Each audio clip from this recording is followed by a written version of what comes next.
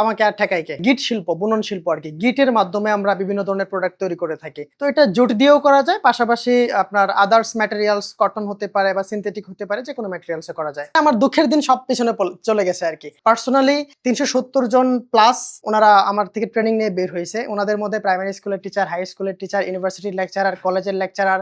ওনারা ট্রেনিং নেওয়ার পর ম্যাক্সিমামই ভালো উদ্যোক্তা। আমি এখন পর্যন্ত আপনার ২০০ প্লাস ভ্যারাইটির আইটেম তৈরি করেছি। তার মধ্যে আপনার সবথেকে বেশি যেগুলো চলে আপনার wall shelf, wall hanging, tissue box, bag, then হলো রানার, প্লেসম্যাট, মিরর। এটা আসলে হস্তশিল্পের যে ব্যাপারটা, এটা ছোটবেলা থেকে টুকটাক আমি কাজগুলো করতাম। ছোটবেলায় থাকে না যে আপনার ছোট ছোট বাঁশের বুননগুলো, আপনি যদি জিজ্ঞেস করেন এগুলো কোথায় শিখছেন, আমার এটা প্রাতিষ্ঠানিক শিক্ষার পাশাপাশি সবচেয়ে বেশি শেখা হয়েছে আমার দাদির কাছে, আমার নানুর কাছে। তো ওনারা কিন্তু বাঁশের কাজগুলো করতো প্রচুর, পাশাপাশি ওনারা আপনার পাটের বিভিন্ন কাজ করতো আর কি। তখন টুকটাক কাজ টাজ করা হতো, বাট তখন এটা মনে হতো না যে এটাই আমার ফিউচারে প্রফেশন হবে।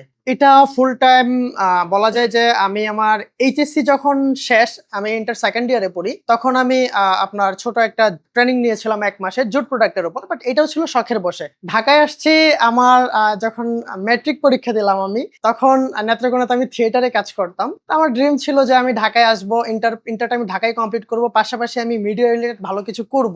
তখন বলা যায় যে আমি আমার ফ্যামিলির অবাধ্য হয়ে আমার ঢাকায় আসা আর কি।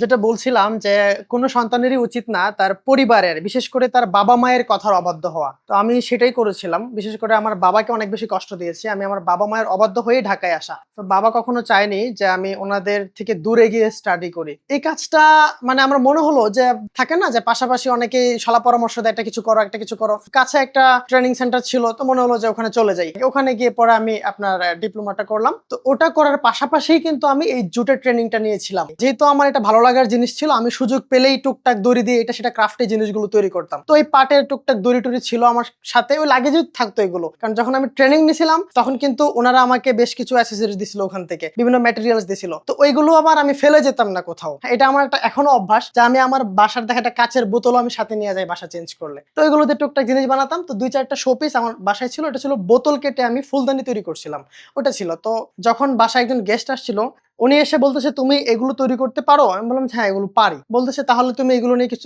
কিছু করতে পারো। কিভাবে? কথা তার আগে তখন সে আমাকে একটা বড় ওয়াল হ্যাঙ্গিং এর ছবি দেখালো। তুমি যদি এটা আমাকে তৈরি করে দিতে পারো আমি তোমাকে ৫,০০০ টাকা দিব। তো আমার হাতে টাকা নাই, এখানে আমার টাকার লোভ কাজ করছে একটা। আর জিনিসটা থেকে মনে হলো যে আমি এটা পারবো। তখন আমি এটা নিয়ে রিসার্চ শুরু করলাম, এটার ম্যাটেরিয়ালস কোথায় পাবো। আমার যে সেই ট্রেনার ছিল, হ্যাঁ ওই ট্রেনারকে ফোন দিলাম, উনি আমাকে পরামর্শ দিল যে এখানে সেখানে যাও, এগুলো খুঁজে পাবা। তো আমি ম্যাটেরিয়ালস খুঁজে বের করে ওটা আমি বানালাম। দীর্ঘ ১৫-১৬ দিন লাগছে এটা বানালাম। তখন সে আমাকে ৫,৫০০ টাকা দিছিল। তো তখন সে বলল যে তুমি এগুলো নিয়ে বিজনেস করতে পারো, আমি তোমাকে হেল্প করব। তো বলল যে তাহলে আমরা চলো শেয়ারে বিজনেস করি।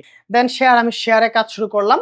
সে ইনভেস্ট করলো, আমি প্রোডাকশন করলাম। সেখানে আমারও কিছু টাকা পয়সা যেত, মাঝে মধ্যে আমি দিতাম। কিন্তু সে আমাকে সেখানে ঠকাতো। যেভাবে আমাদের কথা ছিল যে 50-50, কিন্তু সে সেভাবে করে নাই। সে বিভিন্ন জায়গায় আমাকে মানে হাইড করে রাখছে, আমাকে ঠকাতো। কিন্তু তখন মনে হলো যে না, শেয়ারে আমার পক্ষে আর বিজনেস করা পসিবল না। তখন আমি ভাবলাম যে আমার যা আছে আমি সেগুলো দিয়েই শুরু করি। একদম মনে হয় যে ২০০ বা ৩০০ টাকার সুতা নিলাম, ওই সুতা দিয়ে আমি শুরু করলাম। সামান্য একটা প্লান্ট হ্যাঙ্গার তৈরি করলাম গাছ রাখার জন্য। সেটা তৈরি করে সেটা সেল দিলাম। সেটা সেল দিয়ে এই যে একটু একটু করে আমার টাকা বাড়তে থাকলো। তারপর তো আমাকে আর ঠেকাই কে? আমি তো তখন আস্তে আস্তে আলহামদুলিল্লাহ মানে মোটামুটি ভালো রানিং হয়ে গেলাম। দেন আমার মনে হলো যে না, এখন আর আমার একা কাজ করা যাবে না। কারণ আমার এখন অর্ডার কোয়ান্টিটি বেশি আসে, আমার প্রোডাকশন করতে হবে। তখন আমি আমার এলাকায় আমি কাজ শুরু করলাম ওখানে। ওখানে আমার বেশ কিছু কর্মী, তাছাড়া সারা দেশে আমার বেশ কিছু কর্মী আছে যারা আমাকে রেগুলার প্রোডাক্ট দিচ্ছে আরকি। আমি নিজেও তৈরি করি। তারপর বিভিন্ন টিভি চ্যানেলগুলোতে আমার ইন্টারভিউ গেলো, ওখানে আমি ট্রেনিং দিলাম। তখন তারপর থেকে আমি আরো পরিচিত হয়ে গেলাম। অনলাইনে বিভিন্ন চ্যানেলে ইন্টারভিউ দিলাম, ট্রেনিং গুলো, আরো পরিচিত হয়ে গেলাম। সামনে চিন্তা ভাবনা হলো যে আমি আমার ফ্যাক্টরিটা বিশাল বড় করব। আমার ঢাকার শহরে আমার শোরুম হবে। এটা একজন উদ্যোক্তা হিসাবে সবার যে চিন্তা ভাবনা থাকে সেরকমই। সেটা শোরুম হবে যেখানে আমার সবগুলো প্রোডাক্ট থাকবে। পাশাপাশি দেশের বিভিন্ন প্রান্তিক পর্যায়ে যে লোকজন আছে, আমি চাই যে ওদেরকে বিভিন্নভাবে সাপোর্ট দিতে। আমার কাজটা আমি এভাবে দিতে পারবো না, ওদেরকে কাজ শিখিয়ে ওরা আমাকে কাজ দিবে, আমি সেভাবে ওদেরকে সাপোর্ট দিব। তো এই চিন্তা ভাবনা আছে। আমি নিজে ভালো থাকবো, সবাইকে নিয়ে ভালো থাকবো।